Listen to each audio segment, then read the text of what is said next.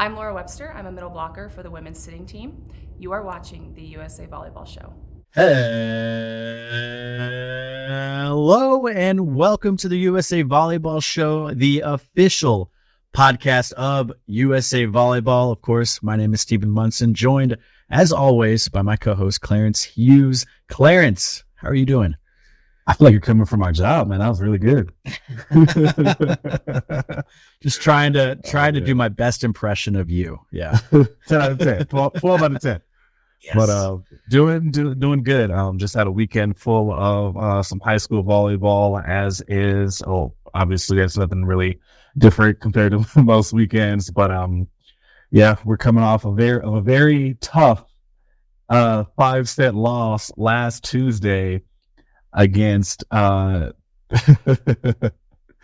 Marcom's very own Cassidy's Woodland Park team too. So we're kind of 1-1 since I've been heard about this. Yeah, since I've been head coach at Banning now. Last year we went to Woodland Park's house and beat them in 5, and this year they came into Banning and beat us in 5. So it was a really good one. But we bounced back this past weekend against Fountain Valley High School and won in 3. And then we got another challenging game against Colorado Springs Christian School tomorrow. So doing a lot of good things. Got some new jerseys, looking real fresh out there. Got the, I was gonna say, I just saw some pictures. Yeah, the all black looks nice. All black college style with the sleeves, looking really good. You know, little morale boost going into the rest of the season. So yeah, doing some good things. But other than that, same old club season started with my boys, and girls starts in November. So just rolling, and it's budgeting season. No one likes that for you. That's right. But yep. That's right. We're deep in the thick of Limelight. So yeah, shout out to the Limelight budgeting software. Financial, what the hell? What I did. Sarah's gonna like that. Yeah, I was gonna take into Sarah. Oh yeah, but yeah, let's do it with you. How was your weekend? Well, I was going to say, I think we need some sort of like a name for the showdown between you and Cassidy, your squads. Some sort of like, I don't know, like a showdown or clash or like, I don't know. We're gonna have to brainstorm a little bit. You know, we got Salt Lake City showdown. Yeah. Park showdown. Yeah. Let's think. Yep. Let's think. Call it there. Yeah, we're gonna. I don't know. Colorado something, I don't know. Yeah, we'll brainstorm. We'll workshop something because it's like you said, the series is 1-1 right now, and they were both 5-setters. That's awesome. It's insane to think that was also a year ago when that started, and now we just played each other again, and it's time's gone by too quick. But yeah, TBD name. We'll bring it up on our next creative meeting. Mark's events discussion. Really important conversation here. We need a name. My weekend was pretty good. Yeah, pretty low key. My wife, her sister was in town from her residency in Milwaukee, so we got to catch up with her and hang out for the weekend. And then yesterday I went to the Tri Volleyball Clinic in Inglewood, Colorado, over at Front Range. That was really cool. Yeah, there was so between the 2 sessions, I went to the first session, but between the 2 sessions, they had 40 participants. So there were about 20 in each, which was awesome. I got some great content. I mean, the kids were just loving it. You could tell like there was a group that had like older siblings who played. So they grew up playing and kind of had the techniques down. And then there were some that were just starting from scratch there and trying volleyball for the first time, but loving it too. And it was cool to see. And they had 3 coaches out there helping them out, and then all the parents around the court just watching them with their phones out, getting all the video and everything, all the content for them. Yeah. Proud parents. But it was cool. Yeah. And then, I know we're going to bring up Tri Volleyball again in the news with Hughes, but that's going on right now. Just kicked off this weekend, and you can find on our website, you can look up, actually trivolleyball.org, I believe is the full address there, but you can find a host near you. And I believe you can also be a host as well, right? That's true. Yeah. You can decide to host a Tri Volleyball experience, a clinic, and bring bring some good grassroots volleyball to your club and to your community. It was super cool. It was fun to be a part of, kind of refreshing too. just going to all these big tournaments with junior volleyball and even all the way up to our national teams too. But just seeing it from the grassroots level was really cool, and kind of refreshing in that way too. And then got to rep the new Tri Volleyball for free shirt. So look at that. That was nice. Yeah. You did snag me one of those. I'm just kidding. Yeah, I think we had to rush order these for this weekend, but they'll be floating around now. They'll be floating around. Yeah, I know there was also a local one here in Colorado Springs, hosted at the farm, which is where Team Colorado Volleyball actually, practices and trains and whatnot there. I think theirs was also on. You said yours was Saturday. This one was Sunday. Yeah, Sunday. Okay, yeah, up in Denver. Yep, gotcha. Sunday. So, TCV's was on Friday, and I was asked to help out, but we had our team's practice for high school, so we couldn't really get out of that practice. But I don't know the number of participants that they had as well, but I was told that the turnout was very well. And again, kind of like you mentioned, Stephen, I think it was close to 50. Close to 50 at that one. Yeah. Good. That's good. I think they capped their attendance. I think they capped it. I got you. But yeah, sounds like we're having some good numbers in the Colorado areas, so that's really good. And hopefully this is a thing that's continuing to spread across the country. Just want as many people trying volleyball and getting used to the sport and just getting tossed in, and then sooner or later you're gonna have a coach like me, and that could be good. That's or bad. That's a good thing. That's a good thing. Yeah, shout out to just here locally, Rocky Mountain region for and the Front Range Volleyball Club, and then Team Colorado down there in Springs, and then Severin went to a clinic in Torrance area, which was the Beach Cities Club. I think is what ran that one, but they had over 100 for that. So shout out to them in the Southern California region. Yeah, that's right. That's right. So yeah, really cool. And shout out to everyone. I saw it on social media over the weekend. Shout out to all the hosts across the country, putting on Tri Volleyball clinics and getting kids out there to learn the sport, and just have fun learning it too. And then hopefully get them hooked and over to our qualifiers and our junior nationals here soon too. Yeah, man, this is, I feel like we're like, it's not Volleypalooza. It's like the aftermath of Volleypalooza, but we're like gearing up. We're like so close to it doesn't feel like aftermath because it feels like the prequel. I don't know. The prequel. The prequel to Volleypalooza. We're in the Volley Light session. We're U12 getting ready for all the super touches and the listed text. But yeah. Not slowing down, especially these darn budgets. But it's ramping up. Yeah. We're right there. It's gonna hit us before we know it, for sure. I know. Kind of already hit us now, but still in recovery mode from Paris, still in recovery mode from the event season and nationals, and then everything else in between. Doesn't stop. It doesn't stop. The volley don't stop. Stop. Ooh, look at that bars. Oh, there we go. Let's cut this. Yeah, cut that. That was great. All right, let's move on to the rest of the episode here. Let's kick things off with news with Hughes. All right. First things first, a huge congratulations to the U.S. women's spitting national team who won their third gold medal in a row at the 2024 Paris Paralympic Games. Yes, that is right, you guys. That's right.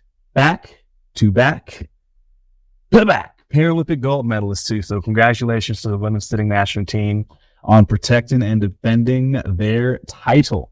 Also, congratulations to Matt Gentry and Quinn Zilch for winning the 2024 Men's Beach Collegiate Challenge. As Stephen mentioned before, coming up again, news with Hughes. Tri Volleyball is free and happening all across the nation. Get your children or brothers or sisters or cousins or neighbors or anyone else in between who is of age and is wanting to just come out and try volleyball. It is super fun and it is also free. So make sure you get out there and try it. Congratulations to Tiffany Svensson and Kelly Wood-Cool for winning the silver medal at the BPT Futures Africa.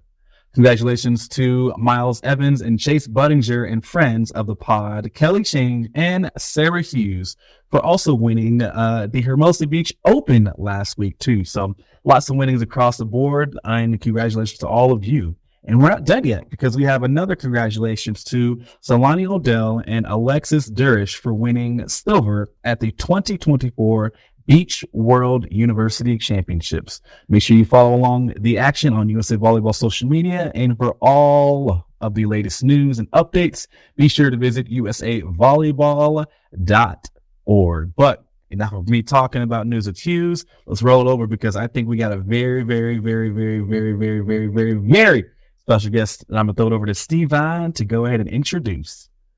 Yeah, before I do, just wanted to shout out the women's sitting team again. So cool that they got that third gold medal in a row, the back-to-back-to-back. A lot of great conversations happening on social media, too, with that, and had even some of our national team members, Max Holt, Taylor Averill, watching. Misty May Trainer was watching. Michael Phelps was watching. Lindsey Berg. So a lot of great conversations, a lot of high profile athletes and celebrities just taking it all in and taking the time to congratulate that team too for their historic win. Yeah, so cool. I cannot wait. We had our last couple episodes. We were with some of our women sitting athletes. So check those out with Sydney Satchel and Tia Edwards and Monique Matthews. Check out those episodes. Still relevant, definitely talking about, the lead up to the games, but that definitely still relevant. And hopefully we'll have another member of the team on soon so we can kind of recap the whole experience there in Paris for them. But congratulations to the U.S. women's sitting team. And can't wait to catch up with them soon. But like you mentioned, let's move on to today's episode. We have an incredible guest, and speaking about recapping Paris, we have none other than Olympic bronze medalist from Paris and Rio, of course, four-time Olympian Matt Anderson here from fresh off the Paris Olympic Games. But he talks about, the victory tour with NYC, of course, the whole experience of the Olympic Games as well. He talks about the upcoming season overseas and leaving that LA 2028 door open, and, what it will take for him to pursue that. And what are his motivations for trying to make that games too. We talk about family, we talk about his recent tattoo additions as well. So it's an incredible episode. Definitely an incredible conversation, I should say. Definitely stick around to check that out. But enough from us. Let's get right into it. Here is Matt Anderson.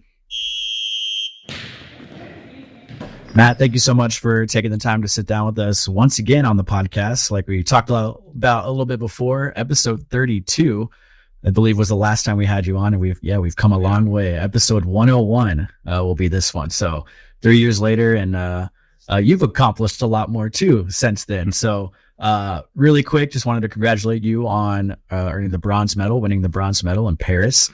Catching up really quick since I saw you last. What's going on? Where are you at right now in life? Are you back home stateside? Yeah, I'm still stateside with my family, taking care of some family stuff before I head over to Turkey for my pro season. Yeah, man. Awesome. I'm glad you get that time though. That's valuable time, and I know you guys just jump right into it too. A lot of your teammates have already gone over to their pro leagues too, so happy you get a little bit more time. Yeah, me too. I definitely asked for more time while I was negotiating my contract, knowing the ebbs and flows of energy and everything through the summer, and just how big of an event the Olympics is, and coming down off of that and getting myself kind of mentally right, physically right, and then obviously spending some time with family, some much needed time, because of how much that preparation pulls us away from our family and the people we care the most about.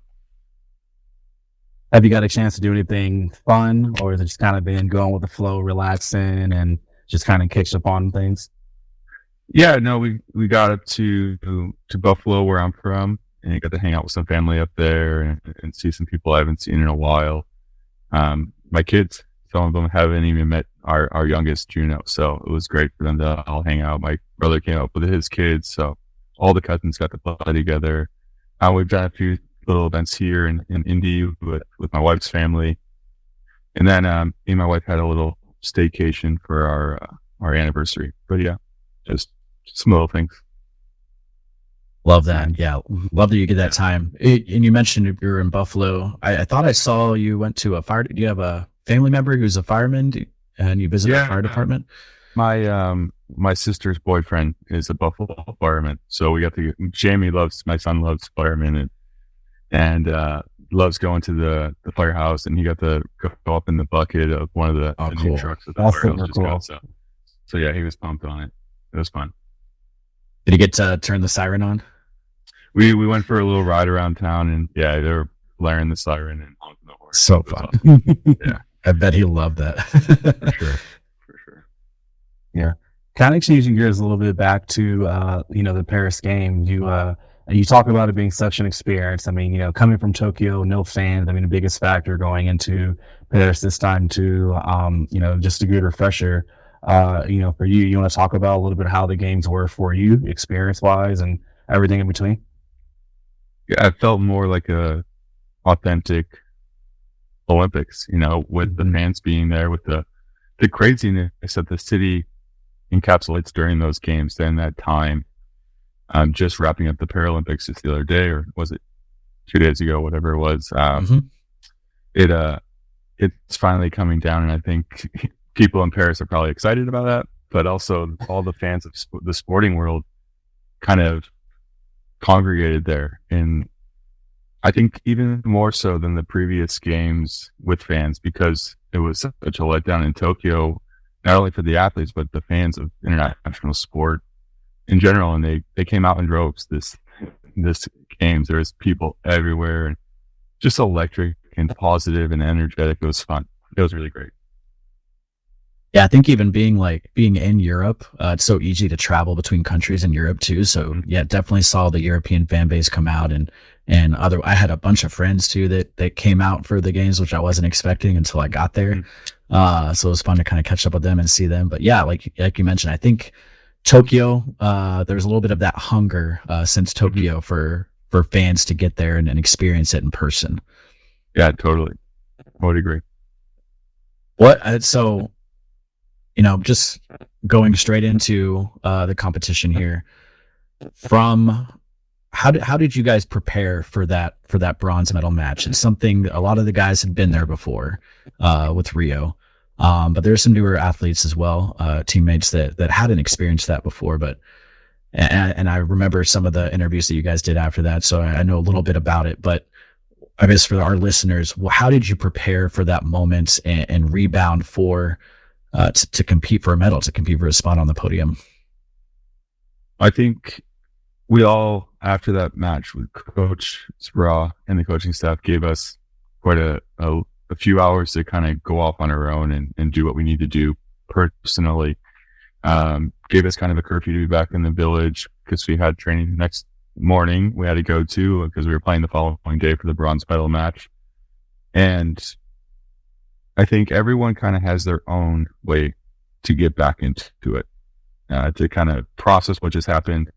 And then on top of that, being a team sport, we collectively have to kind of process it and go forward and understand that everyone is there together to move forward. And that's exactly what we did. So we all took a few hours and did what we had to do. I went and just hung out with my wife and kids.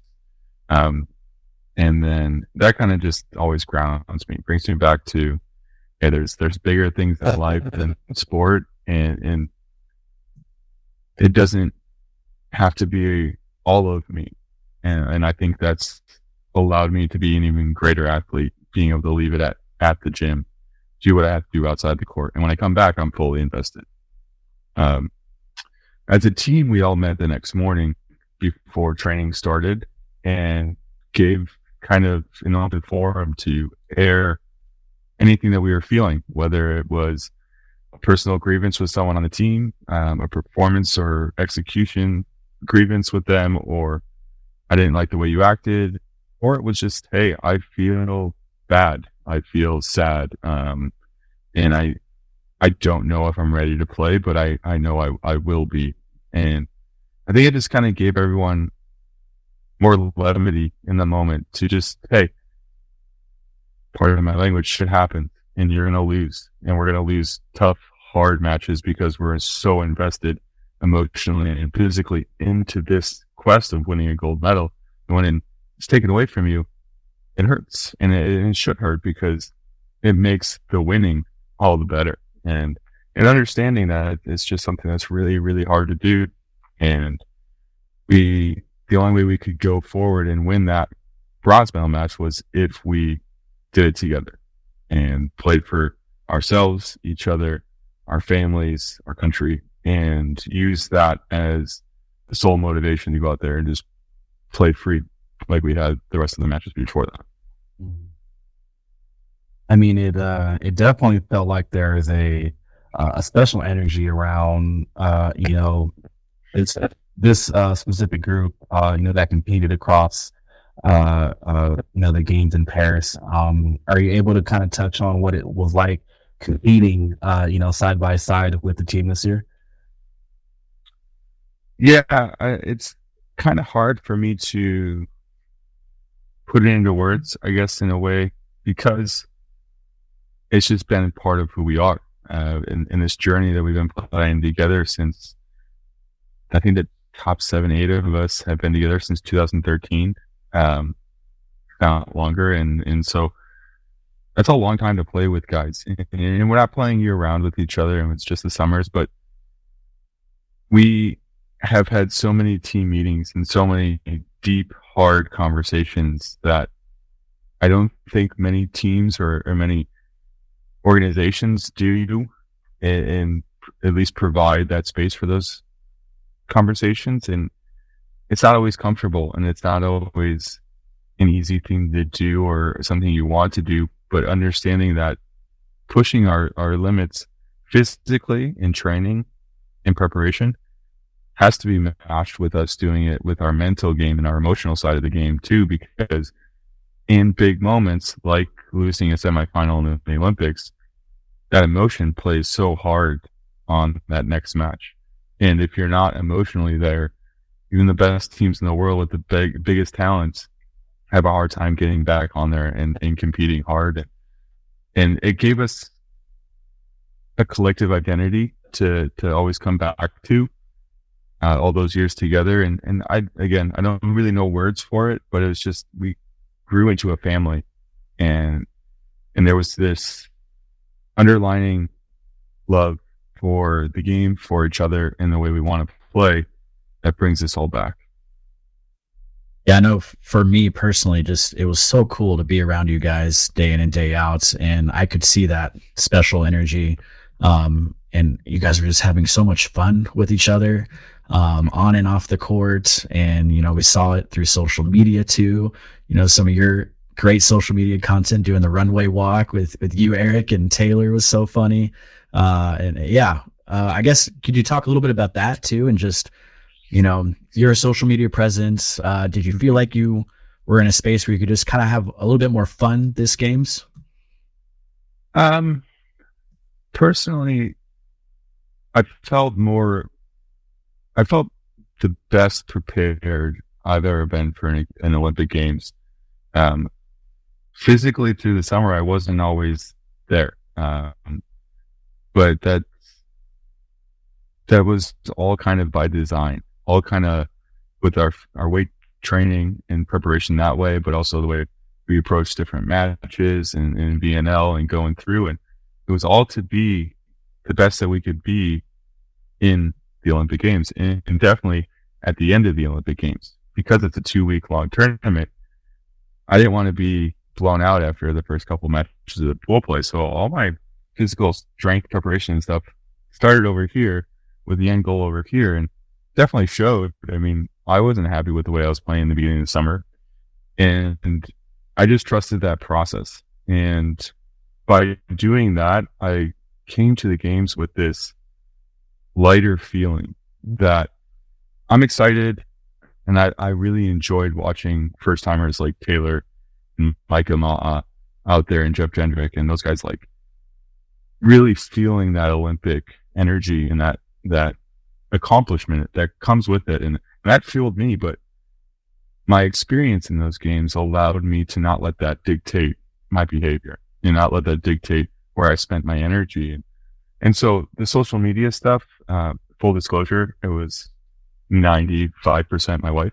She asked me for content and I got it and she did it all, but that was still fun. You know, that was still allowed me to, hey, I'm going to grab Eric and we're going to do this real quick. Or I'm going to grab Taylor or Micah, whoever it may be, for memories from myself, for sure, for reach to fans and people out there that like watching volleyball or understanding what it's like to be in the Olympics a little bit. I mean, it's not the same as being in it, I would assume, but yeah, that's all it was just like fun in a way to kind of take away from the seriousness of what the Olympics is.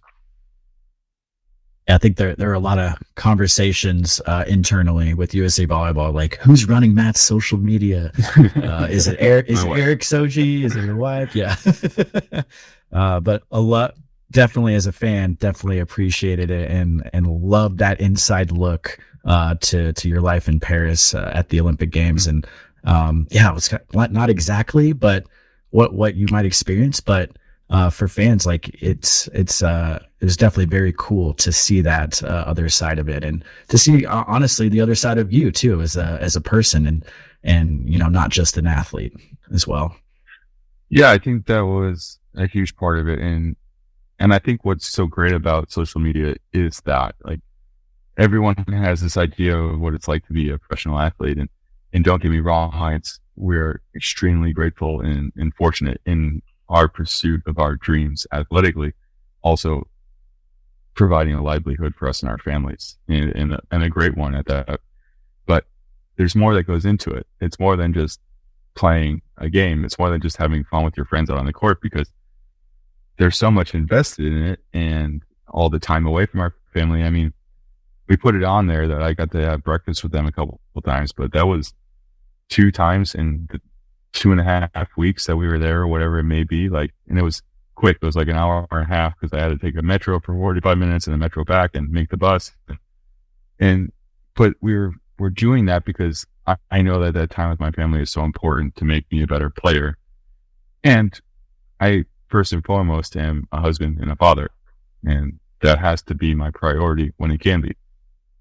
I know, Curtis and Stephen and all the dads listening to this podcast definitely appreciate your answer there too. So thank you for that response. You know, it's very genuine, very honest too. And then even to elaborate a little bit on that from a perspective of a lot of your first time teammates there, you know, you kind of mentioned how your preparation, your mentality, even, you know, maybe some of your individual goals have changed games to games. You know, is there anything that you may have either said, or an example, or, you know, a tone that was set for, you know, a lot of the first timers that you mentioned that were, you know, part of the games and part of the team? You know, there's 2 first timers, Taylor and Jeff, who have been on the team for, I think Jeff is the youngest with 6 years of those 2 on the team, somewhere in there. And Micah Ma'a as well is a first timer. But all of these guys, all of our team has been in the gym for a long time and have seen us, the top guys, doing it for a long time, and understanding that it's not just the Monday through Friday or whatever trainings that makes us an Olympic team. It's all the stuff off the court and in preparation that way. And so I don't know if I had this conversation with all those guys, but I know I had it with Taylor, and it was like, hey, like, you earn the right to be here. You worked really hard to be here, and now it's time to just go play. Like, you put in all the preparation. You don't have to beat yourself up over little things in the moment. Yeah, we all want to be perfect, and we all want to have the highlight stellar performances throughout the entire Olympics, but it's playing together as a team, and that's why we're here, because we're part of the team. And just go play free, go be you, and don't let others dictate what you want to be, just be it yourself. And I don't know if it resonated with him or not. I mean, it was just a little thing I said before the first match against Argentina to him on the court real quick. And, I think Taylor and I have a pretty good relationship that we were able to say quick things like that to each other and keep each other in the moment, in the battle that we're trying to win. Take it back really quick to what you were saying before with, being a husband and a father, first and foremost. That was one of the coolest parts for me, was to see you and the other dads on the team be dads and husbands. And when you, at the Mizuno party, when everyone got together and, all the families were there, all the kids were playing with each other, that was probably one of the coolest parts for me, because before that, I had only seen you guys as athletes, at competitions, at BNLs, at the Olympics. And so that was so cool. And, for me, I think it hit me a little bit more too, just being a dad myself, and missing my family back home. Shout out to my wife, the real MVP, holding it down for 3 weeks. Yeah. Yeah. I think what's pretty cool about this experience too of this team and how long we've been together is we've not only grown individually, but we got to see each other grow. And that's, it doesn't mean that you have to be a father or husband or anything to grow, but just like your personal growth and being invested in each other's lives and wanting to be invested in each other's lives, because knowing that how much that off the court presence in life impacts everything that we do on the court. Like, as much as it's a huge part of our life, it's a very small part of our day that we're on the court in overall, on the whole. So just being proud of the guys as people first, and then athletes, and then as a team, like it's a really fun thing, and probably the biggest thing I'm going to miss when I do retire, whenever that is. It's like, I'm going to miss that connection with all those guys for sure. Hopefully we stay connected. Yeah, I'm sure you will. Make sure you have your side group checks. Yeah, future Olympians. That's sick. You mentioned just getting able to, have breakfast with your family a couple times here. And I remember, please remind me if I'm misremembering, but I think you surprised your mom for her birthday as well. Yeah. For that little dinner. Yeah. Talk a little bit about, that, and other times you got together with your family. Yeah. So my mom's birthday is July 28th, and obviously that's right in the middle of the Olympics. And my wife, Jackie, lived in Paris for a while and knows a lot of the good restaurants and so on there, and wanted to kind of do something for my mom and set up a dinner. And it was all in the hopes that I would be able to sneak out and at least get an hour or so with them. And just so happened that it was on an off day and we had morning training. So we got back to the village and immediately jumped on the metro to the restaurant where they were and surprised them. At least my mom. Like, Jackie knew I was coming, but just surprised her, and it was great. It was, again, 2 hours of my night that I wasn't doing anything crazy. I had to eat dinner anyways. I had to, get there and just kind of sit and be with them. But to be there meant more than just calling on a phone and saying happy birthday to my mom. Like that, it just made it worth it. Yeah, for sure.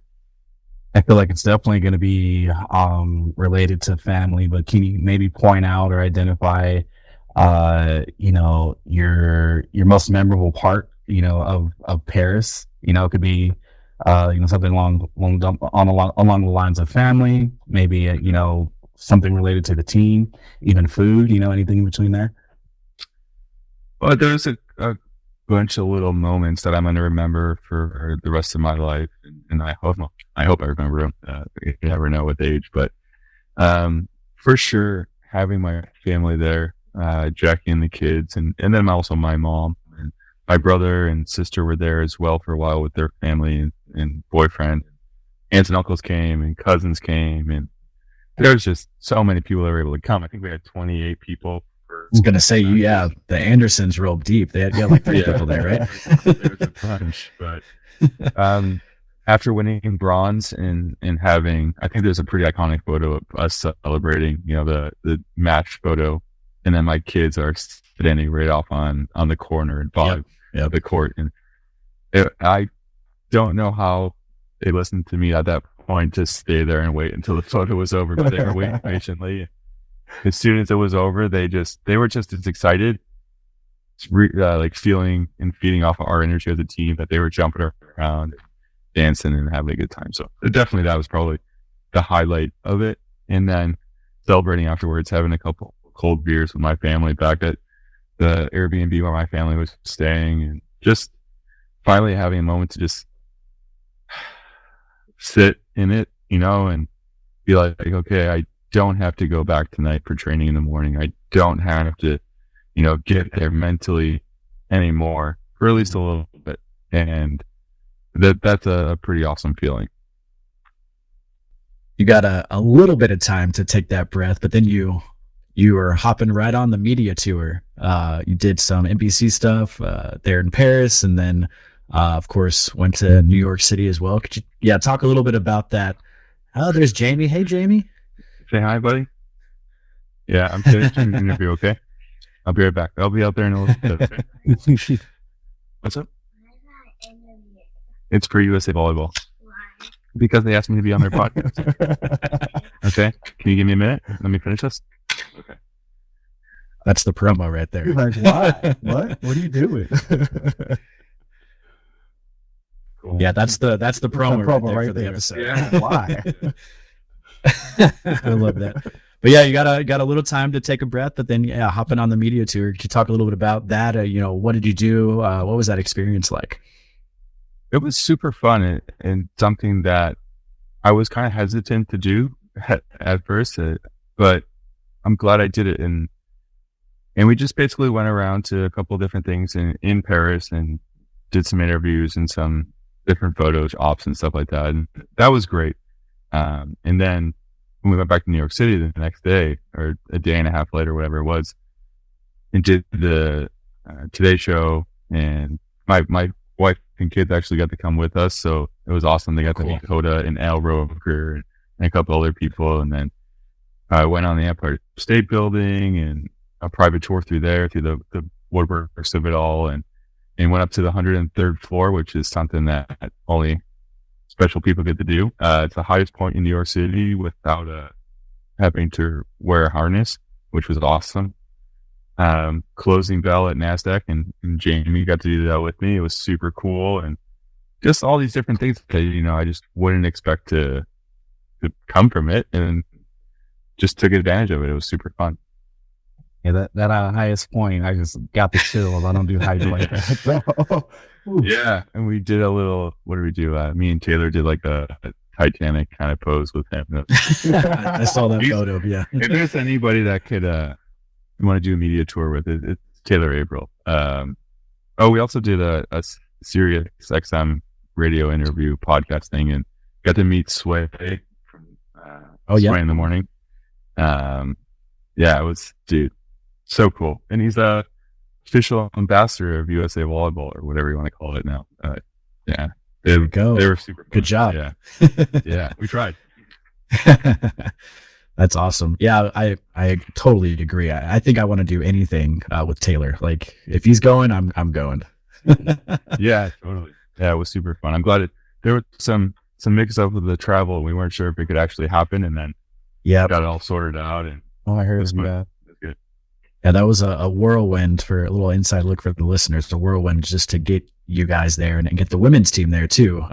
They were also with you guys in NYC. Yeah, what was it like being side by side with them and getting to celebrate your medals with the women's team there in NYC?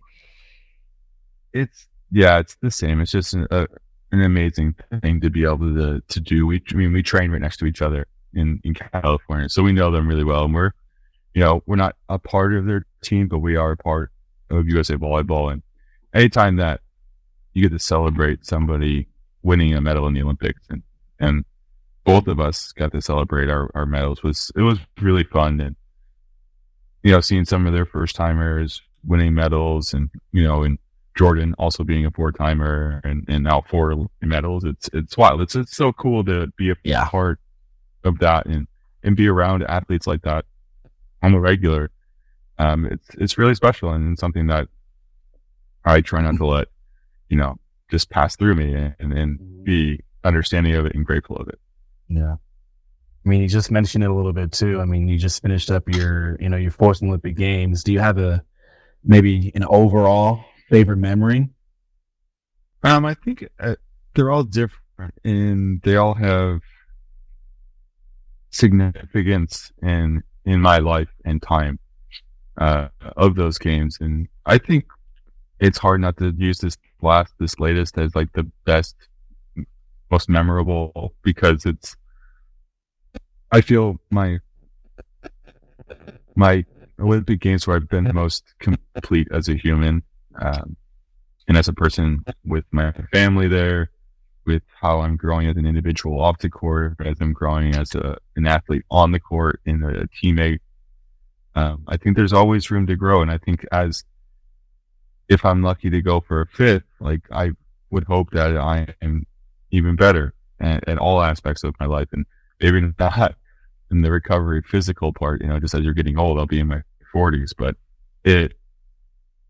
my understanding of how I need to prepare myself for those moments will only grow and get better, and so on and so forth. So definitely this last triumphant bronze medal win would have been the most memorable. Kind of just jumping right off that. Yeah. You've already made it public. You're keeping the door open for LA 2028. What's motivating you to go for that fifth games? Is it the fact that it's in LA and you can maybe get more of the Anderson crew out there, more than the 30 that you had in Paris? Or what's kind of motivating you for LA? Well, there's simple. I haven't won a gold medal yet. That's my ultimate goal as an athlete and volleyball player is to win that, and to have the opportunity to still possibly do that. One, I think I'm playing well. Two, physically, I'm still capable of doing it. I still have the health to do it. My wife and kids are on board. My family's on board to support me through it. And that's why I say, like, right now, that's my goal. If something changes and something major changes in the next 4 years and I can't do that, I'm content with my career and what I've accomplished so far. But it's still there, and there's still more meat on the bone for me in the sport of volleyball, I feel, and I'm not fully fulfilled because I know that I can still do more. I know for sure as an employee at USA Volleyball and a fan, I'm rooting for you. And it's just, it wouldn't be the same without seeing that number 1 Anderson jersey on the court with the men's team. So, excited to see you go for it. Yeah, it'll be fun. I like I said, I don't ever want to take a spot just because of my name and what I've done in the past. I want to be out there and competing and earn my spot. Now, I'm not going to give that away to anybody. And in the most lighthearted way, like, come and take it from me. Like, you for sure. Prove that you're better than me over time in the big moments for me to get my spot up to you. And luckily, I do have some seniority to pull in for the next couple summers. Maybe I don't have to be out there the whole time, but I understand what it takes to be an Olympian. I understand what it takes to be part of a team going for an Olympic gold medal and what needs to be put into it, both time, effort, attention, all that. And my wife knows that, and my family knows that, and then them supporting me is huge in me being able to make this decision to keep playing. I love that. Come and take it from me. That's so cool. The challenge is out there. Happiness next quad, I'm just kidding. Yeah. But I mean, just kind of keeping the ball rolling on your continued career playing. I mean, like you mentioned, short stint stateside here, getting ready to go overseas once again to continue competing. Can you talk about a little bit about the Turkish league that you're in, expectations for the season right after a huge milestone in Paris? Yeah, well, the Turkish league it's getting stronger and stronger every year, and the top few teams are big teams, great players, and we added more great players to our team this year. And I'm excited. It's going to be difficult. It's going to be long. Unfortunately, we're not in Champions League this year, but we still have another European Cup that we can compete in and win. And I'm excited. I do enjoy this time with my family, and it's necessary for me physically and mentally. And like I said, we're going through some family stuff. So being here and having the attention to that is really important. But when I get there, nothing changes. It's really hard to change my mindset on these things. When I'm there, I'm there. And I think that's part of my personal growth as an individual, is being able to separate that and compartmentalize that. Like, when I'm in it, and there's no distractions when I'm in training or in matches for the outside world. Like, because volleyball is such a big and important part of my life and my aspirations, that it needs to have that. I need to have that space for it. And I wouldn't be doing right by the sport or by my teammates if I was not there and I wasn't present and I wasn't preparing the way I should be. But yeah, as Jamie's taking everything off the table. I'm excited for the season to start. I'm excited to compete again and kind of bring that club back to what it was before I got there. We were competitive last year. We had a really good run in Champions League and just had some unfortunate missteps in the semifinals for the Champions League and in the professional league there, the pro league there, that, we weren't able to win, to get over that hump. So I want to change that. I think that covers our question of what you're looking forward to in that upcoming season there in Turkey. But do you get a little bit more time with your family? When do you head over there? I'm still waiting on some results for some things before I take off. But yeah, I'll be here for a little bit longer, and then we'll take off. Our season starts October 6th, so okay. I'll be there with plenty of time to get acclimated and ready to go. One thing we forgot to ask, or maybe we just ran out of time, but on our last episode with you, but it's something that we like to ask all of our guests is, what was your introduction to volleyball, or when were you introduced to volleyball, the sport? So a really long time ago, when I was young. So my family played. My grandfather played in the Senior Olympics. Two of my older sisters played, both in high school and in college. And so I think like my first actual understanding of what volleyball was and getting involved in it was my sister's club tournaments when she went down to Penn State for the East Coast Championships back in the day. I'm not sure if they still host it, but that's where it was held when my sister was playing, and probably what imprinted on me on wanting to go to Penn State so bad myself. But and then I actually started under an official capacity my freshman year in high school. Played soccer and baseball growing up, and kind of got bored with baseball early, and then actually got hit by a pitch 3 times in one game, and I was done. Three beats. No, thank you. By getting hit by pitches, and I was done. And then I played soccer and got pretty bored with it because I got put at goalie. It just was boring as all heck. And so my freshman year, I was like, I want to play something else. And volleyball was in the fall, like soccer was. So family friend was like, hey, try out volleyball. And I did, and I loved it. And it was cool because it gave me kind of a community to be a part of going into high school. Like, it's such a big jump in adolescence and like your personal development as a person, like going through high school, that's a big step, and having friends to be there with and rely on. And then the older guys on the team, the guys on varsity, were just guys that I wanted to be like them, and I thought they were cool and fun, and they were great at volleyball, and I just wanted to be more like them. And so gave me people to look up to in the sport and in high school, and then just progressed there, man. How I went to college and in the national team and so on.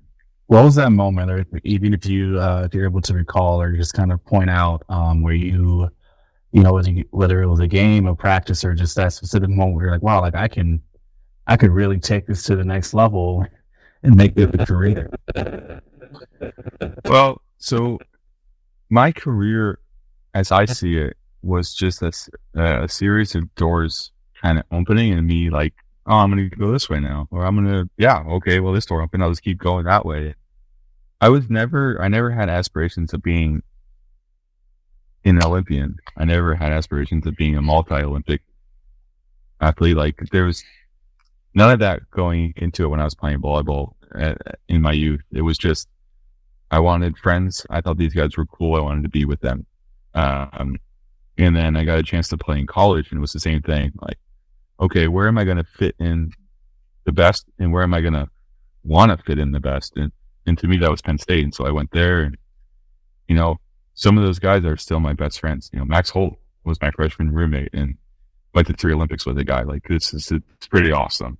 And then with the national team, it was kind of the same thing. I was on the youth and junior national team, but I knew that didn't automatically make me on the actual national team, the A team. And so it was a call from Hugh McCutcheon after the 2008 collegiate season when we won.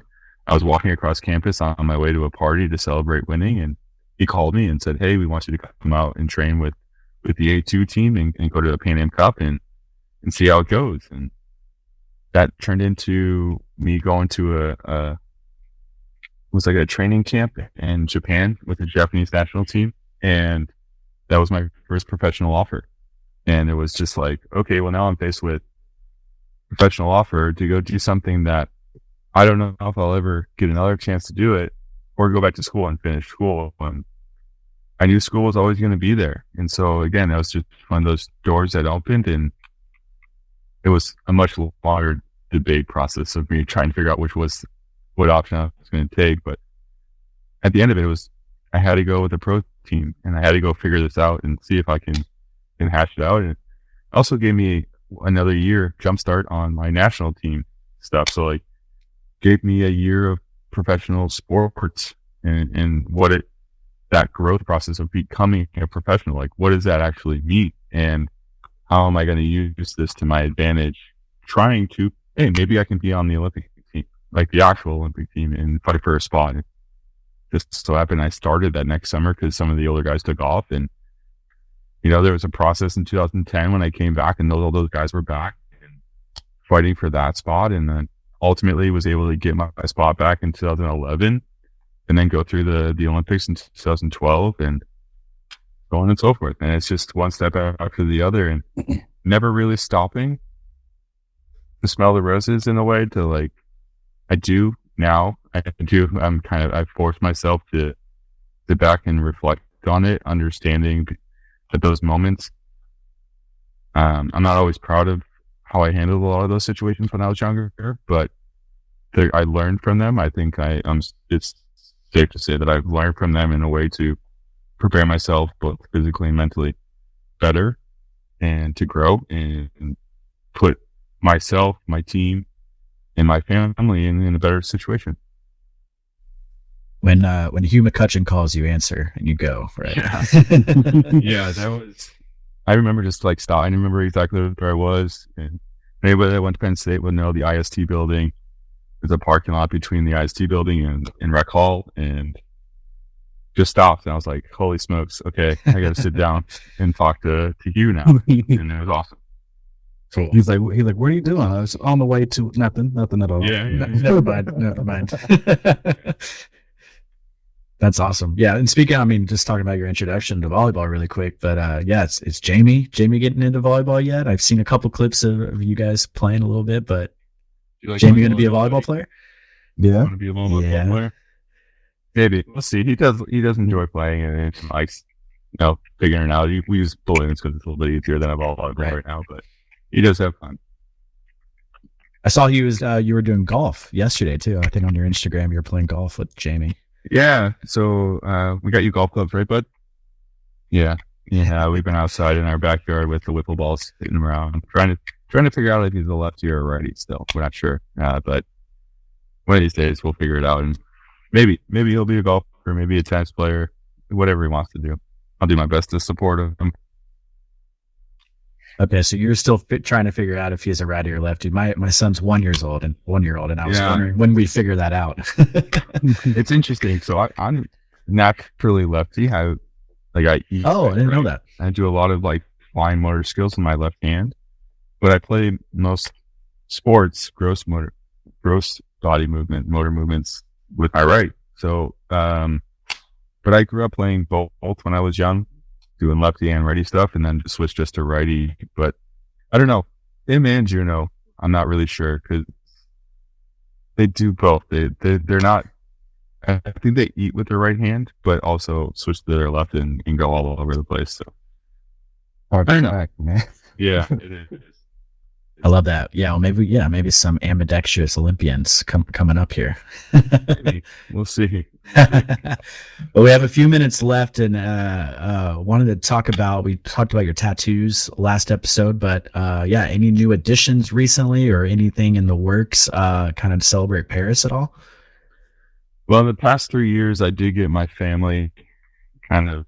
Excuse me, Jamie. I did get my family. It's all on my arm. The Patronus. Yep. Okay. Yeah, the Patronus stuff in it. And I do have ideas for Paris. Still working with my tattoo artist on what they will be. And the only Olympic one I have is from London. So I still have to get Rio, Tokyo, and then Paris. But my artist, Dr. Wu, he's the best in my mind. He agreed to do all three of those. So it's just figuring out what I want to get, talking with him about it, and then again, trying to figure out how and when I can get there. Put here in the camera. So, Will it be all one tattoo, or will it be separate tattoos for each year? all separate ones, and they'll probably all go on my back in the general area of the London one, but maybe not. I don't know. Maybe they'll fit better somewhere else on different body parts. We'll see. But I will commemorate it at some point and somehow. I love that. Yeah, I love talking tattoos. I want more, but I can't like settle on what I want next. But we'll see. They're addicting. Yeah, it can be. Like that too, yeah. And then you got to decide what paycheck you're going to use to. that too. Yeah, financially, got to figure that out too. Yeah, I don't necessarily like. You see a lot of the pro athletes now. They're like going under anesthetic and getting like. Oh yeah, 7 hours of people and like multiple artists going at the same time, and I'm like, I don't know. I think part of the one of the cool parts of the tattoo process is sitting there and talking to the artist about not to know them a little bit. Yeah, not only like the process of designing your tattoo and like what goes into that, but also as they're doing it, like just talking about all sorts of things that are going on, whether it is your tattoo or past people that they've worked on. Just becoming more engaged with the person, and I think it's pretty cool. Kind of therapeutic too, a little bit if you can get past the pain of it. But a little therapeutic as well. Just kind of talking through things and helps you get through the whole session as well. I think. Yeah, for sure. I mean, the longest I sat for was like 5.5, 6 hours one time. Okay, I was about to ask what your longest was. And that, I mean, at the end of it, you're just like, all right, just get it done, kind of. But like, you take a break? No, just go.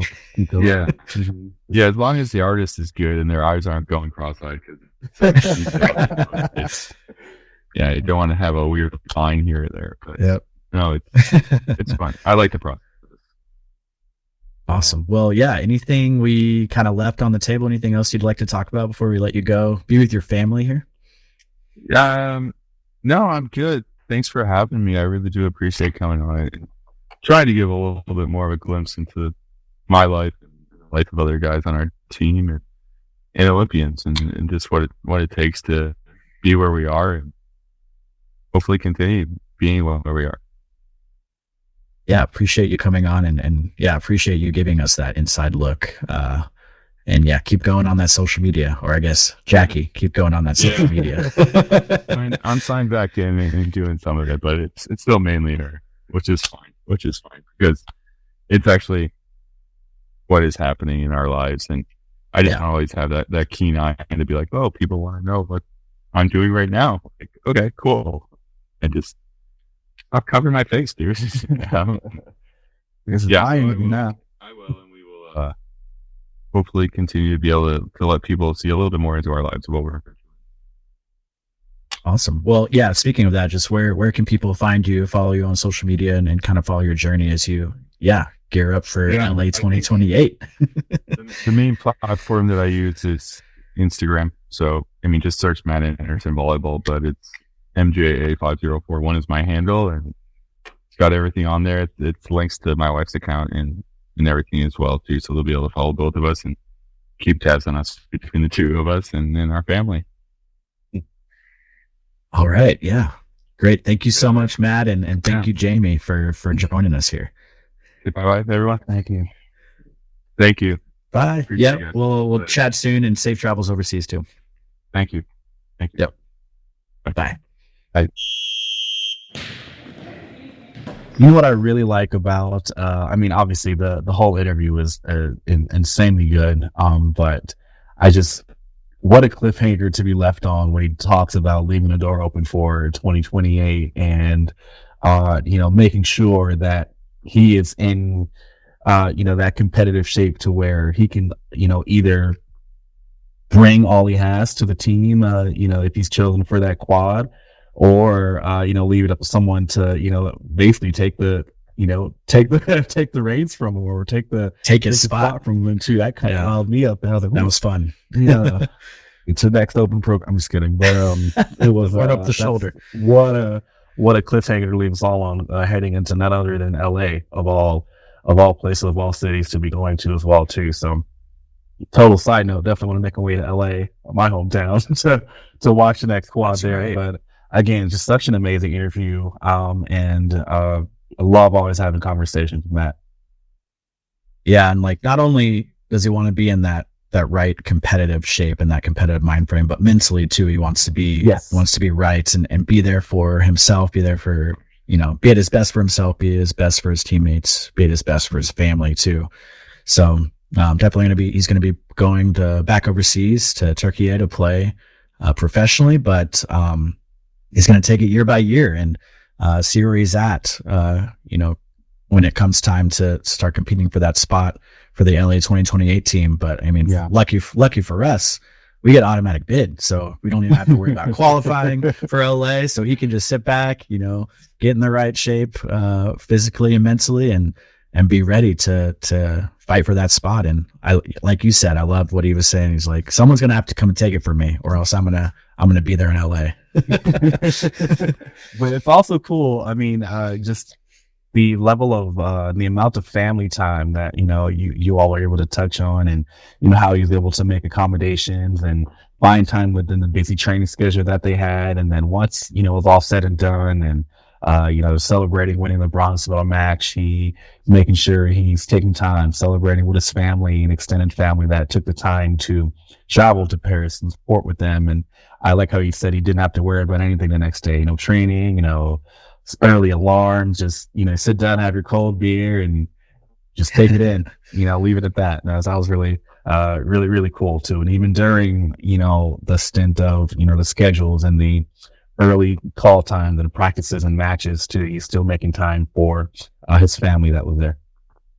Yeah, that was the cool part for me. My big takeaway was just seeing the guys, Matt and the other dads on the team and husbands too, just being dads and husbands and having their family there. Even all their kids like interacting too. I was like, right here, there's going to be a few Olympians, just running around, soon. But yeah, it's going to be cool to see, the kids grow up together and, just such a special experience. I think Paris was, and Matt touched on it too.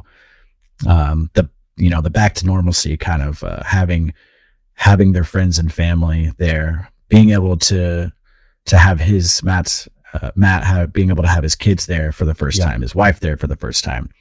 It was cool, in the mix zone after the matches, Matt and Micah Christensen would bring their kids through the mix zone with them and do their media interviews and stuff. Cool. So that was fun. John Speraw did his press conference after the bronze medal match with his daughters there in the room. So that was, I think that was for me, just being a new dad myself too. It's just really cool to see them in that environment, because I've only seen them up until now as athletes, at competitions and stuff where, I was able to see them, And I've had conversations with them before. We've had conversations with them before about it, but it's different seeing it in person, I think. Yeah, it was that was the big takeaway for me, and that was cool. But I mean, I'm doing a little bit of foreshadowing here, but hey, maybe you get to take your family, out to LA and experience everything as a family, when you're covering the games in LA 28, Yeah, hopefully. And we had talked about Paris too, but it was just going to be a little bit too much. A little soon. Yeah. Yeah. A little soon for traveling. And, Tess didn't want to have to worry about me all day, every day. I didn't want to have to worry about her all day and every day. And so and a few talked to a few of the coaches too, who, they made that decision as well to not have their family come over, just so they can like have that separation to be in the right mindset and focus on the games and competition and stuff too. But, it varies from person to person what their preferences are. But, it was just so cool to, after the matches, they'd run up in the stands, and the athletes would run up in the stands and hug their family. And,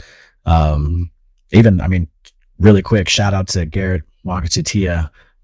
One or two times I ended up running into them on the street and taking the metro and with him and his whole family. And, they're a delight. They're so much fun. And, him and his wife are great parents too. But, yeah, I could talk about being a dad and being parents all day, but, let's move on here. And I'm really excited to, cheer on Matt as he heads to LA or looking towards LA. And, we'll have to have him back on here soon too, after he gets his new tattoo editions that he's cooking up with his tattoo artist. Cause I'd love to talk to him about that and that process and, deciding what he wants to kind of memorialize, those Olympic games. Cause I think he said he was a couple behind or one behind. I think you said you needed Rio and Tokyo and now Paris too, maybe? I think so, yeah. So there's a lot we're getting about to happen there, yeah, sure. That's right. Well, thank you again to Matt for taking the time to sit down with us. I know he has some precious family time right now as he kind of gears up for his club season up over in Turkey. But really appreciate him taking the time out of that family time to sit down with us and talk to us. And yeah, I loved when Jamie came on, his son came on to the podcast to the interview. Yeah. He was very confused why his dad had to talk to us right now. What? He's like, I want to go play. Why do you have to do this? He did make that in a little promo section. We're just like, oh, all right. Well, yeah, why are you here? I was good. But like you mentioned too, not only, Matt's family and anyone on the men's national team, but across the Olympics and Paralympics too, it's been really highlighted, just those celebratory moments with, athletes and their families or significant others that have, taken the time to go out and travel with them to support too. So it's been a very, very, very, great touch to add to this games, kind of circling back and returning with fans, returning with your support systems, and really left things on a really high note heading into the next quad that we're rapid fire heading into. Man, it's already talking about the next quad, and we're still technically into this one here. Planning starts now. So yeah, you're right. Great conversation with Matt. Thank you again. And be sure to follow him on social media, all his accounts to follow his journey. And yeah, like you said, we're planning for LA right now and, looking forward to seeing what the team looks like, when we get to that point. But, let's move on to upcoming events. We have the 2024 Coach Observation Session. That is September 27th through the 29th in Virginia Beach, Virginia. That's a beach, coach observation session, by the way. So good luck to all those coaches there, all the participants, and then all the athletes and clubs competing across the country too. More details on all upcoming events can be found at usavolleyball.org. Don't you just love a short list of events and then I was Turn your taking. head, and it's going to be 8 in a row plus 40 more. I was ready to keep spitting them out. I thought we were going to have some more, but we're ramping up. We're ramping up right now. We're in the U12 pre-volleyball, pre-volley-palooza. There we go. But we have a few upcoming on the pro side of things as well. We didn't forget you. First, we have the BPT Future Spain. This is a women's only event from September 18th through the 21st in Spain. After that, we have the BPT Futures Turkey from September 19th through the 22nd in Turkey. Last but not least, we had the U23 Beach Continental Tour, Dominican Republic, October 1st through the 5th in Punta Cana, Dominican Republic. Be sure to check out the calendar on our website for more details. Remember, that is usavolleyball.org. Remember, listeners, you guys can rate, review, share this podcast and episodes with friends, families, teammates, colleagues, loved ones, acquainted ones, whatever you'd like. But it all really helps this podcast grow and reach new listeners every other week, especially as we've experienced these last 3 years. So thank you all, listeners. We have not supported. Wow. We have not forgotten, and we definitely don't discredit all of the downloads that we've had because of you, all the support, all the feedback, and it's just truly, truly, truly something special to continue on with the support we have here. And remember, check out our video episodes on our website and also on YouTube. If there's an athlete that you want to hear about or have on the podcast, or if there's a topic that you also want to learn more about, you can remember to email us at usavshow@usav.org. Let us know how you're loving the show, or if you even have a club that wants to be featured as well too on the junior side or pro side of things too. Be sure to email us. Wow. Can't talk right now. What's going on towards the end of the episode? But as a reminder, new episodes are dropping every other week. And until then, thank you all for listening to another episode of the USA Volleyball Show. Normal shirt. Zip. This has been the USA Volleyball Show with Clarence Hughes and Stephen Munson. Produced by Curtis Ward. Our content producer is Laura Fawcett. Our marketing lead is Bree Jaycox. If you enjoyed this podcast, be sure to rate and review. And if you haven't already, please subscribe to the USA Volleyball Show on Apple Podcasts, Spotify, or wherever you listen to your podcasts.